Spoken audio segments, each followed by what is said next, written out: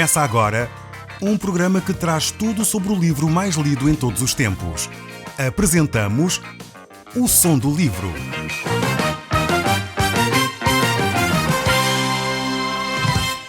Seja muito bem-vindo. Neste podcast vai encontrar o livro mais conhecido e lido em todo o mundo. Vamos levá-lo numa viagem pela história da humanidade. Este é um audiolivro para si, para a sua família e sociedade em geral. Contextualização e comentários de Paulo Chaveiro. Quero enviar um grande abraço para os nossos ouvintes que nos escutam na zona de Aveiro. Várias pessoas têm dito que este programa tem feito diferença na sua vida. Ou seja, algumas pessoas começam a ter atitudes diferentes, porque Deus está a mudar o coração. Eu fico muito satisfeito de ouvir esses relatos e quero dizer que o nome de Deus seja honrado por isso. Louvemos o nosso Deus por aquilo que Ele está a fazer na sua própria vida. Um abraço então aos nossos ouvintes em Aveiro. Cá estamos nós de novo a olhar para o Evangelho de São João e vamos continuar a ver os últimos versos do capítulo 19 deste mesmo Evangelho. Vamos olhar a partir do verso 38. No último programa, nós vimos como Jesus Cristo foi crucificado, consumou a sua obra ali na cruz. Neste momento, Jesus então declara, quando está pendurado na cruz, está consumado, tudo está pago. Jesus Cristo então pagou o sacrifício naquela cruz para que você e eu pudéssemos ter um relacionamento com Deus. Hoje nós vamos ver Jesus ser sepultado. Vamos ver a partir deste verso 38 do capítulo 19 do Evangelho de São João. Se você tiver a sua Bíblia, pode então abrir para que nós possamos ler juntos estes textos da Palavra de Deus. Diz assim: depois disto, um homem chamado José, da cidade de Arimateia, pediu licença a Pilatos para retirar da cruz o corpo de Jesus. José era um discípulo de Jesus, mas às escondidas, porque tinha medo das autoridades judaicas. Pilatos deu-lhe licença. José foi então ao lugar da cruz e retirou o corpo. Nicodemos, aquele homem que tinha ido ter com Jesus pela calada da noite, apareceu também com uma grande quantidade de perfumes, de mirra e aloés. Nós temos aqui um relato extremamente curioso. Ao mesmo tempo, tiramos lições dele muito profundas. Temos aqui o relato do sepultamento de Jesus. Estes dois discípulos de Jesus, discípulos ocultos, discípulos que se esconderam da multidão, discípulos que provavelmente teriam vergonha de se assumir como discípulos de Jesus durante o ministério de Jesus, agora assumem o seu seguimento a Jesus. Agora assumem que dependem de Jesus. Agora reconhecem que Jesus é o seu mestre. Temos estes dois homens, José de Arimateia e Nicodemos. Talvez alguns poderiam dizer e criticá-los por eles terem se escondido de Jesus, de assumir a sua posição durante o ministério de Jesus. Talvez sim, poderíamos criticar, isso não deveria ter sido feito. Mas ao mesmo tempo podemos dizer que eles num momento crucial assumiram ser seguidores de Cristo. No momento quando os discípulos de Jesus, a maioria pelo menos, se tinha afastado de Jesus, Nicodemos e José de Arimateia estavam presentes. Naquela hora, enquanto os discípulos fugiam, os apóstolos fugiam, eles assumiam a sua responsabilidade. Talvez alguns discípulos de Jesus Cristo ainda hoje são assim. Muitas vezes estão escondidos, mas precisa de um momento-chave para se manifestarem. É verdade que não é bom que um discípulo de Jesus fique assim, sem sabermos nós se ele é ou não é discípulo de Cristo. Nós devemos assumir sempre o nosso relacionamento com Cristo. Mas aqui José de Arimateia e Nicodemos, ao perceberem do momento-chave, eles então foram retirar Jesus da cruz. Eles se manifestaram como sendo então discípulos de Jesus Cristo. José de Arimateia aparece e vai então ter com o governador romano, vai pedir o corpo de Jesus para o sepultar.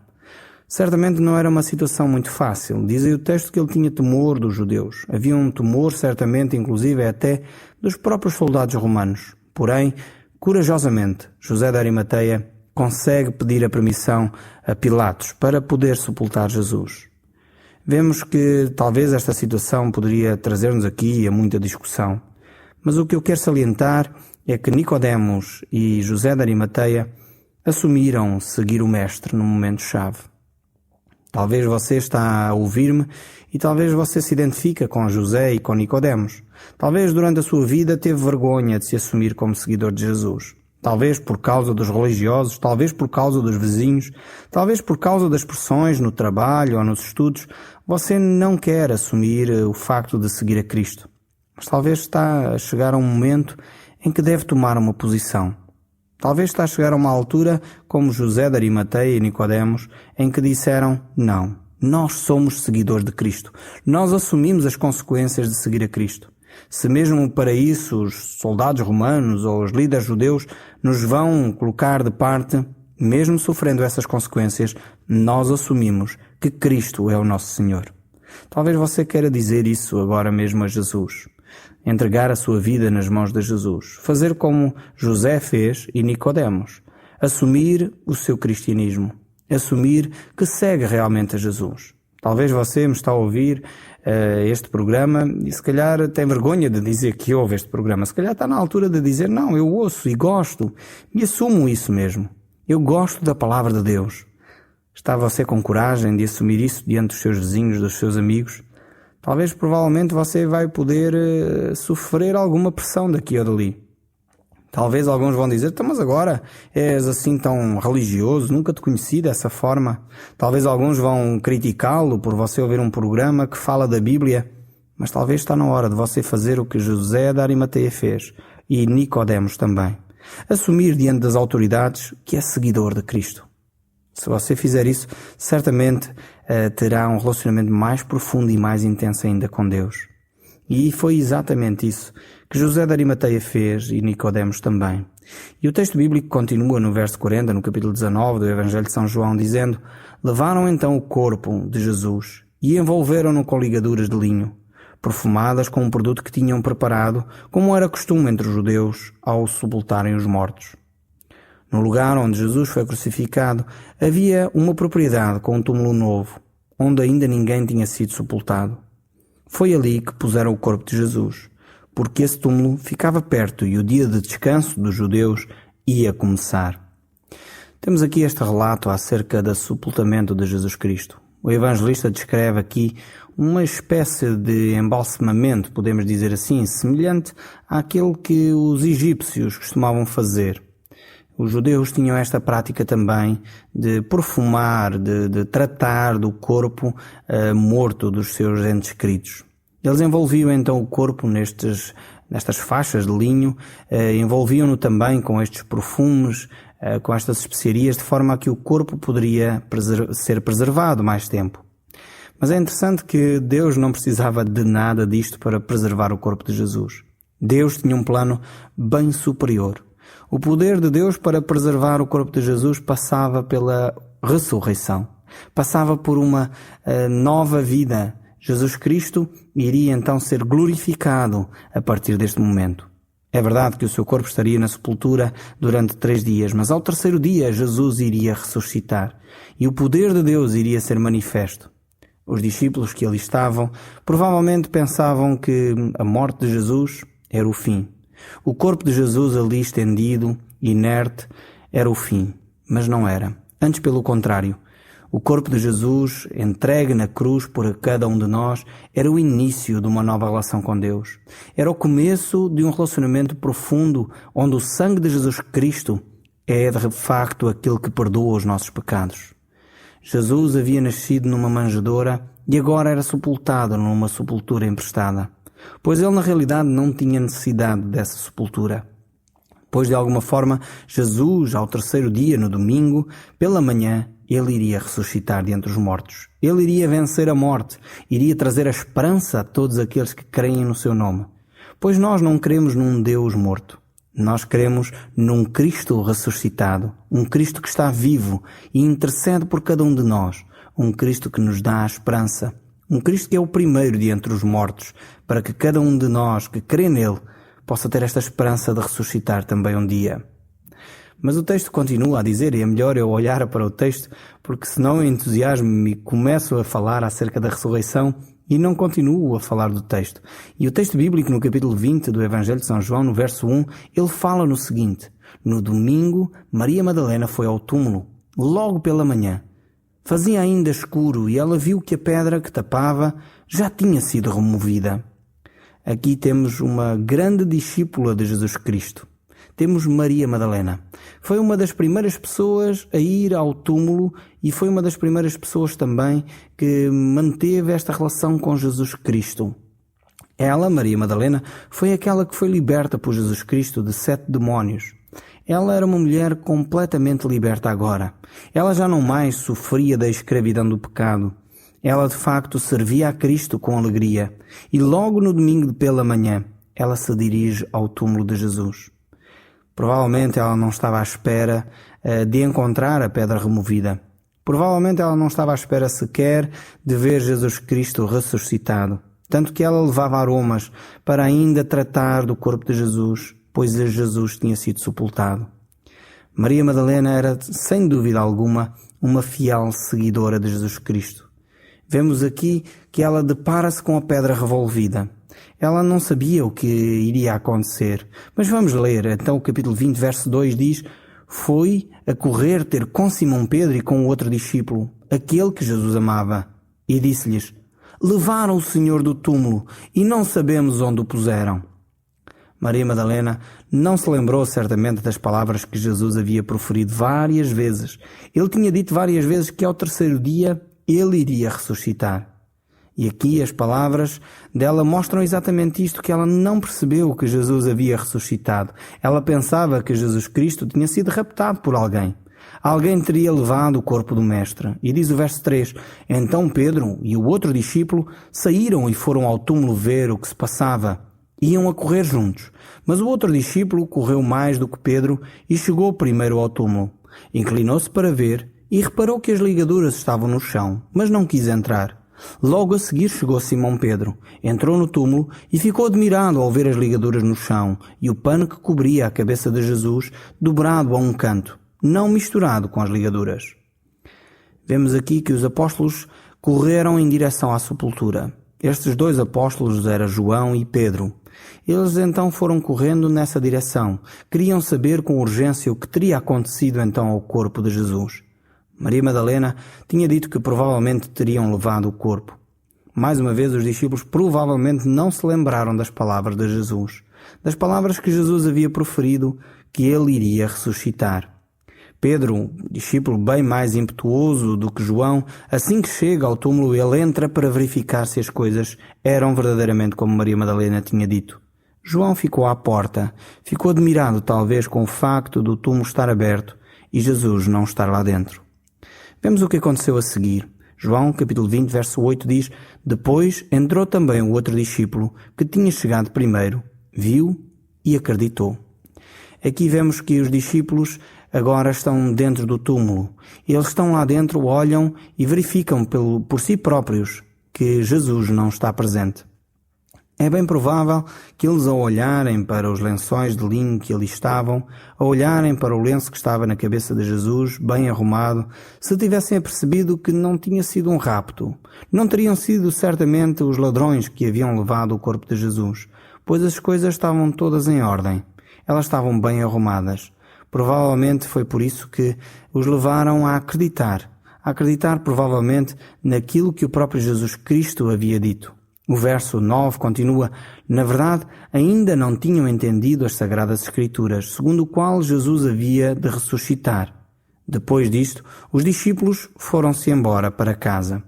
Vemos aqui que eles, ao acreditarem quando viram, mas eles não acreditaram nas Sagradas Escrituras, pois não tinham este conhecimento daquilo que Jesus Cristo tinha proferido. Eles já sabiam várias vezes. Jesus tinha dito muitas vezes que iria ressuscitar, mas eles não tinham este entendimento das Sagradas Escrituras. Eles acreditaram ao ver, de facto, que as coisas se estavam a passar como Jesus tinha dito. Maria Madalena não estava mesmo assim lá muito satisfeita com esta explicação. Ela não deixou o lugar, voltou provavelmente para lá e ali estava a chorar. Diz assim o verso 11: Maria estava junto ao túmulo, da parte de fora, e chorava. Entretanto, inclinou-se para dentro do túmulo. Ela quer saber tudo o que diz respeito ao desaparecimento do corpo de Jesus. E está ali, será que de facto o corpo foi ou não roubado? Está ali a chorar e a lamentar-se do facto de terem feito tamanha maldade. E quando ela se inclina, diz o texto no verso 12, e viu 2 anjos vestidos de branco. Estavam sentados no sítio onde tinha sido colocado o corpo de Jesus, um à cabeceira e outro aos pés. Eles perguntaram-lhe: mulher, por que estás a chorar? E ela lhes disse: porque levaram o meu Senhor e não sei onde o puseram. Vemos aqui esta declaração de Maria Madalena. Provavelmente é um cenário estranho. Ela olhar para dentro do sepulcro, ver 2 anjos lá sentados, e eles dirigem-se a Maria Madalena e ela responde. Continua com dúvidas acerca do que terá acontecido a Jesus Cristo. Esta mulher tinha visto o poder de Jesus. Ela tinha próprio experimentado na sua vida a libertação que Jesus poderia ter feito. Ela viu Jesus ressuscitar, provavelmente Lázaro. Ela estava presente em vários milagres que Jesus operou. Mas agora ela simplesmente chora. Ela não entende o que está a acontecer com Jesus. Talvez ela não se recordava das palavras de Jesus, e quando eles perguntavam por que é que ela chorava, ela simplesmente responde: porque levaram o meu Senhor e não sei onde o puseram. Maria Madalena continua a sofrer. Continua a sofrer mesmo após Jesus ter ressuscitado. Jesus tinha morrido na cruz, tinha sido sepultado e agora estava ressurreto. Mas mesmo assim, ela continuava a sofrer. Eu creio que Maria Madalena aqui mostra claramente ou tipifica muitos de nós que se dizem cristãos. Vivemos, como eu já tenho dito várias vezes, num país cristão. Mas muitos cristãos continuam a sofrer porque veem Cristo crucificado, veem Cristo sepultado, mas não conseguem olhar para um Cristo que está vivo e ressurreto. Maria Madalena estava a viver essa situação. Ela não conseguia discernir o Cristo ressuscitado. Ela olhava para a sepultura vazia e não se apercebia de que Cristo tinha vencido a morte. Também os discípulos que haviam ido para Emaús também não percebiam que Jesus tinha ressuscitado. Por isso eles mesmos diziam um ao outro: ora, nós esperávamos que fosse ele quem havia de redimir a Israel, mas depois de tudo isto, já é o 3º dia desde que tais coisas aconteceram. Vemos que estes discípulos que iam em direção a Emaús tinham o mesmo sentimento que Maria Madalena. Também o mesmo sentimento estava no coração de Tomé, que só acreditou quando pôde tocar nas cicatrizes de Jesus Cristo, quando pôde ele próprio ver Jesus ressuscitado. No fundo, este era o sentimento que estava dentro do coração de todos aqueles discípulos. Eles tinham dúvidas acerca da ressurreição de Jesus Cristo. Talvez você tenha dúvidas acerca disso também, por isso vive abatido, vive triste. Vive um cristianismo com um Cristo crucificado, mas não com um Cristo ressurreto. Jesus Cristo ressuscitou. Eu quero lhe dizer isto de uma forma muito clara. Jesus está vivo. Você relaciona-se não com um Deus morto, mas com um Deus que está vivo. Um Deus que responde às orações. Um Deus que o ouve na angústia. Um Deus que o toca na sua necessidade. Um Deus que está presente quando você se sente só. É esse Jesus Cristo que a Bíblia proclama. E é esse Jesus que nós necessitamos ver. Voltando aqui ao capítulo 20, verso 14 do Evangelho de São João, diz: logo a seguir, voltou-se para trás e viu Jesus de pé, mas não sabia que era ele. Ela estava ali chorando, Jesus estava presente, mas mesmo assim Maria Madalena continuava sem ver a presença de Jesus. Continuava sem reconhecer quem era Jesus. Ela voltou-se, viu os pés de Jesus, mas não o reconheceu. Provavelmente os pés de Jesus já tinham as marcas dos pregos. Ele tinha as suas marcas bem visíveis nas mãos, no lado e nos pés. No entanto, Maria Madalena estava tão desesperada que ela não conseguia vislumbrar a presença de Jesus. Qual é a sua situação? Talvez você está a viver uma situação de grande aflição e não consegue ver Jesus perto de si. Olhe bem para quem está à sua volta. Toma atenção à presença de Jesus na sua vida. Tanto que, como diz o texto aqui, perguntou-lhe Jesus: mulher, por que estás a chorar? Quem procuras? Jesus, com palavras mansas, dirige-se a Maria Madalena: a quem procuras? E ela pensava que era um homem encarregue da propriedade e disse-lhe: se foste tu que o tiraste, diz-me onde o puseste para que eu vá buscá-lo. Jesus chamou-a Maria. Então ela exclamou, Rabuni, que quer dizer meu mestre. Foi nesta altura que Jesus chamou Maria que ela reconheceu quem era Jesus. Foi na altura em que Jesus a tratou pelo nome que ela pôde ver que o mestre havia ressuscitado. E Jesus lhe disse, deixa-me, porque ainda não voltei para meu Pai. Vai ter com os meus irmãos e dá-lhes este recado. Eu volto para meu Pai e vosso Pai, para meu Deus e vosso Deus. Maria Madalena foi dar a notícia aos discípulos e dizia, eu vi o Senhor, e contou-lhes o que lhe tinha sido dito. Vemos aqui como Jesus Cristo toca esta mulher que estava ali, desesperada. Jesus a trata pelo nome. Jesus, de alguma forma, conforta o seu coração que está desesperado.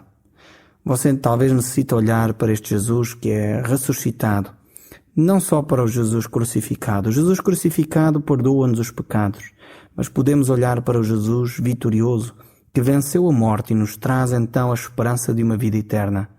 Vemos aqui que Jesus diz também a Maria Madalena que ela deveria de ir contar aos seus irmãos, pois ele ainda não tinha subido para o seu Pai e nosso Pai, para o seu Deus e nosso Deus. É interessante ver que Jesus não diz nosso Deus simplesmente. Jesus não diz simplesmente que ele sobe para o nosso Pai e nosso Deus, mas para o meu Pai e meu Deus. Jesus se distingue de cada um de nós. Nós não podemos confundir Jesus Cristo como se ele fosse simplesmente um ser humano. Ele é o Deus feito homem. Ele é o Filho unigênito de Deus. Ele é o primeiro de entre os mortos. Ele é aquele que ressuscitou e está vivo. Ele de facto é aquele que nos pode dar a vida eterna. Por isso mesmo ele diz o meu Deus e o meu Pai. Porque ele se distingue de si e de mim. Ele não é igual a cada um de nós. Ele nos dá esta vida. E ele diz que também nós podemos ter vida, mas a partir dele.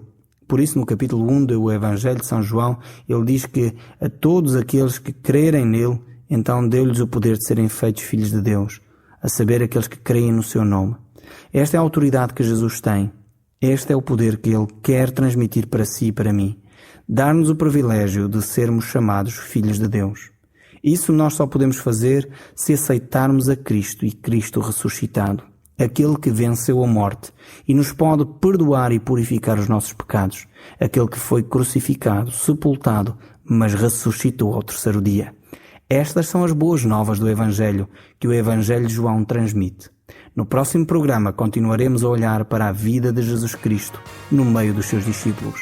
O Som do Livro, uma produção da Rádio Transmundial de Portugal.